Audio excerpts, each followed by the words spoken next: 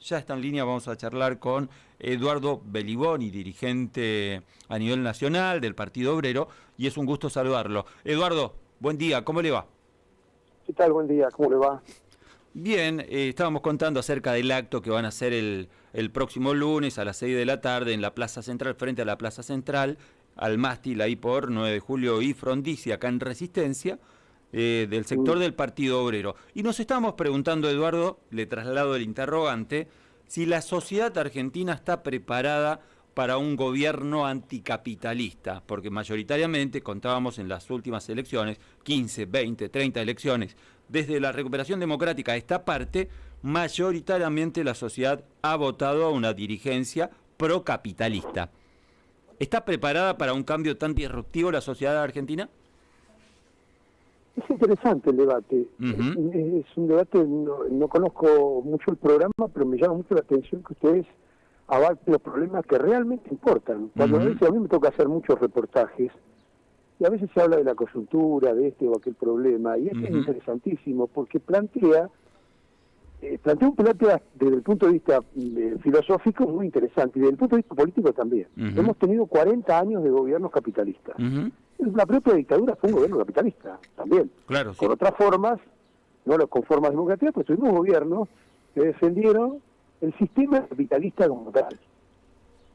Entonces, antes de preguntarse si la sociedad está preparada para un gobierno anticapitalista, debo preguntarme cómo hemos salido en estos 40 años, se cumple el año que viene, de gobiernos, no como una dictadura en la que uno no puede esperar nada, sino de gobiernos capitalistas bajo la forma de la democracia capitalista.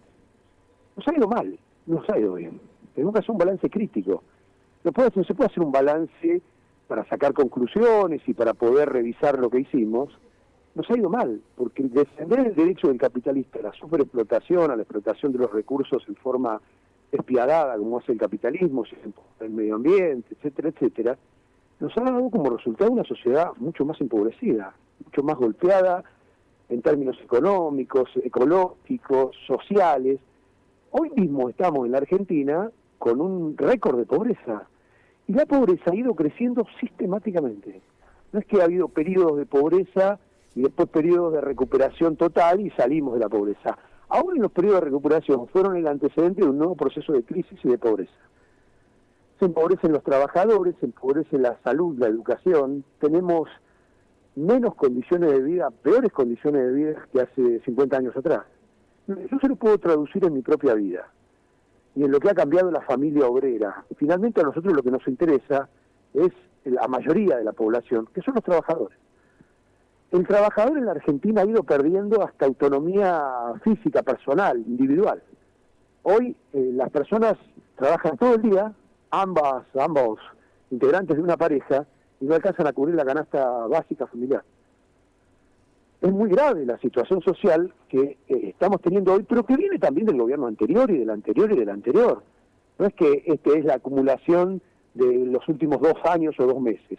Estamos hablando de décadas de gobiernos que claramente no han dado resultados. Entonces, para lo que no está preparada la gente seguro es para seguir así. Hay un hartazgo, hay incluso una expresión que no solamente es nacional, sino que es internacional, de alternativas, muchas veces disruptivas, negativas, digamos, contrarias a los intereses populares, pero que se salen de los moldes de lo que es tradicionalmente los partidos que gobernaron los últimos 50 años en el mundo. Vamos a dividirlos, por ejemplo, entre la democracia cristiana y la socialdemocracia. Esos partidos se han venido abajo. Y hay coaliciones que tratan de emparchar esa situación, como lo que ocurre en Argentina, pero que tienen, sobre todo por el lado de la derecha, una disrupción de elementos anti-sistema. Los Milei, los Bolsonaro, Ujú. los que salen en los partidos de ultraderecha en muchos lugares del mundo, es una forma también de una expresión contestataria de la crisis capitalista internacional. Ajá. Y esa forma contestataria, Eduardo, que hoy expresa la extrema derecha, ¿ha suplantado en cierta forma lo que en otro momento era un sector que aglutinaba a la izquierda? Claro, ahí está el tema. La izquierda ha sufrido una derrota histórica con lo que fue la caída del muro de Berlín y el estalinismo como expresión de la izquierda, cuando en realidad casi era la negación de la izquierda. Lo que fueron los orígenes de la primera, segunda y tercera internacional, que después terminó en el desvío de lo que constituyó el estalinismo en una dictadura feroz, con millones de muertos, con el exterminio de la propia dirección histórica de los partidos socialistas en la Unión Soviética, hasta el extremo del asesinato de Trotsky en México. En la última expresión de un intento de superación a partir de una nueva internacional, la cuarta, que intentó el sector más consciente de esta degeneración del estalinismo, y que hoy sufrimos en la Argentina y en el mundo ese desprestigio de que cuando uno habla de socialismo parece que estuviera hablando de Stalin, cuando Stalin es la negación del socialismo. En los términos más estrictos, porque el socialismo, que es un sistema internacional, fue suplantado, en el caso de la Unión Soviética, por el socialismo en un solo país, es decir, por la negación del socialismo en sí misma. Entonces, todos sufrimos esa contradicción en la Argentina y en el mundo, de que hablar de la izquierda y del socialismo parece que fuera hablar de la eliminación de los derechos, cuando en su origen y en su desenvolvimiento como programa es exactamente lo contrario. Entonces aparece la irrupción de una derecha que parece contestataria, pero como por ejemplo en el caso de Milei, es lo más tradicional de casta política que hay. E inclusive si uno ve hoy las alianzas de Milei a nivel de las provincias, se alía con los partidos más tradicionalmente conservadores que hubo en la Argentina, el Partido Demócrata, el partido de Bussi en Tucumán, es decir, claramente los sectores reaccionarios en la Argentina, pero aparece con un discurso, entre comillas, liberal, que tiene, por supuesto, tintes fascistas, tintes negativos para los derechos individuales, pero que se presenta como libertario. Entonces hay una situación que plantea la posibilidad de una disrupción de la lógica capitalista, de la que lo que vale es el derecho absoluto del conjunto de los capitalistas contra el derecho colectivo de la mayoría de los trabajadores, que está siendo aplastado. En la Argentina y en el mundo, porque a veces parece que estuviéramos hablando solo de la Argentina, pero esto es una realidad internacional. El capitalismo avanza sobre los derechos de los trabajadores conquistados durante siglos de lucha, le diría, sobre la base de que hoy en la Argentina y en el mundo se necesita reformas de tipo estructural de las formas de trabajo, de las formas de explotación, que nos harían retroceder en algunos casos hasta 100 años, desapareciendo los derechos más elementales de los trabajadores. Ahora, Esto en es este lo que aspecto, expresa Eduardo... la crisis. Sí, perdón. Sí, no, perdón. Prosiga.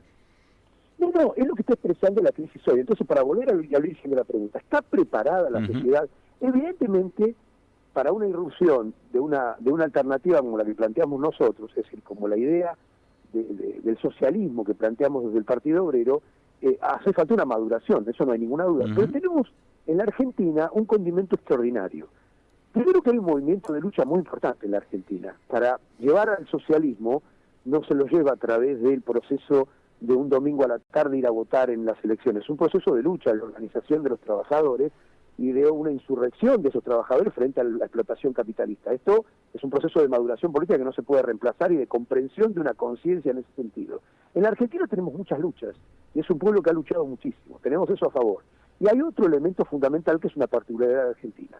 El peronismo, que parecía representar, no el anticapitalismo, que nunca lo fue, pero para referirnos inclusive a su himno, combatiendo al capital, hoy es el representante más directo, ya no del capital nacional o de la oligarquía, sino directamente del imperialismo y del capital internacional, porque es el que viabiliza el ajuste vía Fondo Monetario Internacional. Lo iba a preguntar porque recién le cuento, Eduardo, hablaba con un exponente ficcional, pero un exponente al fin y al cabo de la extrema derecha, el representante de Milei acá en la provincia de Chaco, que es una figura ficcional que nosotros hacemos casi en forma de parodia. Y le preguntaba, pero en serio, esta vez le preguntaba en serio al representante de Milei en Chaco, le preguntaba qué ejemplo tiene a nivel mundial en donde un país desarrollado, importante, haya quemado el Banco Central, que es una de las propuestas que tiene Javier Milei. Y a usted le pregunto, en el sentido parecido, ¿hay algún ejemplo de un país importante que funcione muy bien, en donde la izquierda, estas ideas que ustedes proponen, esté siendo aplicado? ¿Esté un país en donde estas ideas... ¿No? No. Ajá, ¿y por qué? ¿Por qué Porque esto, ocurre lo Eduardo? siguiente. Bueno, precisamente por lo que decíamos antes, sobre el derrumbe de las ideas socialistas en el mundo a partir de lo que fue la experiencia del estalinismo, es decir, de una dictadura feroz contra los trabajadores y contra el pueblo. Claramente no. Inclusive las experiencias que se dicen a sí mismas socialistas, como Cuba u otras, representan una burocracia. Es como si yo le dijera, mire, hablando con un amigo que tiene ideas más de derecha, pero es amigo y podemos hablar, más coloquialmente. Le decía, mira, porque él me decía, bueno, pero el socialismo es imposible, porque qué sé yo, porque los hombres son corruptibles. Le digo, mira, y es una idea que ha sido superada por el capitalismo. Creer que la estación terminal de la humanidad es el capitalismo es un error, como creer que la estación terminal de la humanidad era en su momento el feudalismo. No, es un error, hay sistemas que hay que superarlos. Llegan a un límite y es necesario superarlos con otro sistema. Creer que esta es la estación terminal, para nosotros es un error. Pero para ir a no escaparme de la pregunta, es como si yo le dijera, o si usted me dijera, mira, no hay ningún sindicato en el mundo que sea como lo que vos decís, porque todos los sindicatos los dirigen una manga de burócratas millonarios. Y yo le diría, mire, tenemos que luchar porque haya un sindicato que defienda los intereses de los trabajadores y los dirigentes sindicales vivan con el sueldo de un trabajador. Tenemos que hacer posible eso. Eso es posible y en algunos sindicatos es posible. En el mundo hoy no existe un sistema como el planteamos nosotros porque, por otro lado, frente al derrumbe de lo que fue, entre comillas, el socialismo real, que era nada de socialismo, hay un desprestigio de estas ideas. Ahora, el capitalismo no ofrece alternativas a su propio derrumbe. Ofrece hacer retroceder la rueda de la historia. Cambiar derechos por no derechos. Cambiar reivindicaciones por mayor explotación. Cambiar la jubilación como la conocemos porque la gente no se jubile nunca o si se jubila te cobre una miseria. Es decir, nos propone hacer retroceder la rueda de la historia para mantener sus beneficios. Eso va a generar una reacción, inevitablemente. Y además el capitalismo nos lleva a algo todavía peor, que es a la guerra, a la barbarie. La guerra comercial, que es inherente al capitalismo como sistema, nos lleva a la guerra física y militar a término. Es imposible que termine de otra manera, porque se pelea por los mercados. Y la pelea por los mercados en la historia del capitalismo terminó en la Primera, en la Segunda y en una posible Tercera Guerra Mundial, en donde hoy, a kilómetros de Ucrania y Rusia, está la OTAN, con el ejército norteamericano y con tropas norteamericanas apenas unos kilómetros de donde está la guerra produciéndose. Es claro que ahí está la posibilidad de una Tercera Guerra Mundial. Y por lo tanto, nuevamente la barbarie como tuvimos en la Primera y en la Segunda Guerra Mundial. Porque no es más que la expresión de la crisis capitalista y de la pelea por los mercados llevado al terreno militar. Ocurre, por ejemplo, que en el medio de la guerra de Rusia y Ucrania, Estados Unidos se reúne con Japón y Australia para ver si le pueden hacer la guerra a China. No son parte ni Japón ni Australia de la OTAN. Sin embargo, se reúnen para discutir a ver si le van a hacer la guerra a China. Claro. Ese es el mundo al que nos está llevando el capitalismo. A la barbarie. Eduardo, siempre se traza la tesitura de que con la caída del muro de Berlín y por consiguiente la caída del comunismo, el capitalismo perdió un equilibrio, una balanza que frenaba todo el impulso que ahora está expresando ese capitalismo, en parte en base a lo que usted está marcando justamente, con la llegada de ciertos sectores acá en Sudamérica, de ciertos gobiernos de centro izquierda, por llamarlo de alguna forma, Petro en Colombia, Boric en Chile, Castillo en Perú, Lula en Brasil. Se abre una esperanza como para que el capitalismo más extremo tenga una especie de equilibrio, una balanza, o no alcanza, o esos gobiernos, lejos de ser de la centroizquierda, usted también lo define como procapitalistas. No es que yo lo defina como procapitalista. Ellos se autodefinen como procapitalistas. Y el capitalismo tiene reglas de oro. Por eso hoy tenemos a Boric fracasando, fracasando frente a las masas, frente a la población y apelando nuevamente a los carabineros, aquellos carabineros que nunca dejaron de ser lo que fueron con Pinochet, que le vaciaban los ojos durante el gobierno de Piñera y que hoy también están reprimiendo las luchas estudiantiles y obreras en Chile. Se está fracasando en cuanto a las expectativas que tenía una parte de la población frente a las necesidades más elementales de una población trabajadora, y hoy está fracasando ese modelo de un capitalismo de buenos modales. No hay capitalismo de buenos modales, tiene reglas, como los tienen el truco, como los tiene cualquier cuestión que tiene reglas. Se aplican las reglas del capitalismo y por lo tanto, frente a las luchas obreras, Boric, Petro apelan a la represión. Y le adelanto que va a ocurrir lo mismo en Brasil. Va a ocurrir lo mismo con Brasil con Lula. Lula tiene el apoyo de todas las cámaras empresariales, de la iglesia reaccionaria evangelista en Brasil, tiene el apoyo de todas las cámaras patronales y bancarias, de los bancos, y tiene el apoyo de la OTAN. ¿Qué va a hacer el gobierno de Lula? Llevar adelante una política procapitalista que lo va a llevar a chocar contra las masas. Porque los capitalistas en el mundo han definido lo siguiente: nosotros queremos obtener las mismas ganancias pagando menos salarios y menos conquistas de los trabajadores. Entonces esa decisión, que es mundial, que no es nacional, implica un choque contra los trabajadores. Y un choque que se convierte muchas veces en huelgas, en conflictos, y otras veces en confrontaciones armadas, como ocurre con las guerras en Europa y como ocurre con las guerras en Medio Oriente. Claramente ahí está expresado una tensión alrededor del problema económico muy grave, el problema del combustible, del agua, de los recursos naturales. Ahí hay una pelea y una lucha y una confrontación que lleva a enfrentar a los capitalistas contra los trabajadores. Esa contradicción no se ha resuelto, ni la ha resuelto la caída del muro de Berlín. Mira, cuando ustedes hablaban recién me hicieron acordar a una anécdota que cuenta un compañero que estudiando en la universidad, no sé si tenemos tiempo, me estoy diciendo muy... nos quedan un par de minutos todavía. Bueno, se la hago corta. Cuando cae el muro de Berlín, surgió Fujimori y dijo: se acabó la historia. Fujimori, mire la gas, Fukuyama. Fukuyama dijo: se acabó la historia, ganó el capitalismo.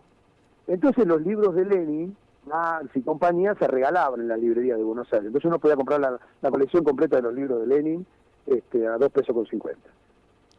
Resulta que han pasado muchos años, eso fue 89-90, y hoy los libros de Fukuyama están regalados. Claro. Porque nadie cree que se terminó la historia. Claro, no. Se volvieron a revalorizar los libros de Lenin y de Marx, porque la historia no se terminó. Eduardo, lo último ahora sí tiene que ver con las chances electorales que tiene el sector de izquierda el año que viene. ¿Es posible pensar una izquierda totalmente unificada de cara a las elecciones presidenciales del año que viene? Sí, yo creo que es posible, y es posible también que tenga un buen resultado electoral la izquierda, pero no es lo más importante. Nosotros vemos que es un error hoy en la Argentina para la izquierda, pero además en general para todos los partidos, que se siga hablando del proceso electoral del año que viene. Porque los que gobiernan hablan del proceso electoral. Los que gobiernan en una provincia, los que gobiernan en el país, los que gobiernan en el municipio, están hablando todo el tiempo de las elecciones. Pero los problemas que tenemos nosotros hoy acá, los trabajadores y el país, no son las elecciones del año que viene. Es un error para la izquierda, ni hablar, pero también para el conjunto de los dirigentes políticos que tienen hablando cómo resuelven los problemas, tienen que estar discutiendo cómo resuelven los problemas económicos gravísimos que tenemos mañana, con una jubilación de miseria, con un salario de miseria. Si la izquierda se mete en ese debate, está metiéndose en su interés personal, no el interés de los trabajadores. El interés de los trabajadores no son las elecciones hoy. Nosotros vamos a ir a las elecciones, no somos abstencionistas, vamos a presentar candidatos muy buenos, la tenemos a Romina del Plan, Néstor Pitrola, Gabriel Solano, son dirigentes políticos con una gran trayectoria, con una comprobada representación popular cuando estuvieron en el Parlamento y comprobada honestidad intelectual y personal, pero no es el problema que tenemos hoy.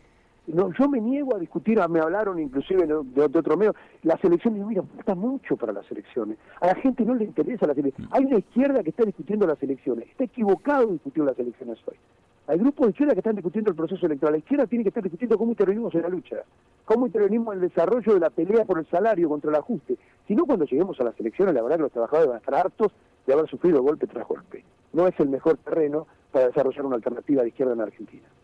Eduardo, le mandamos un abrazo enorme y seguramente en Chaco a lo mejor podemos entablar otro diálogo el próximo lunes a las 6 de la tarde. Abrazo grande. ¿Cómo no?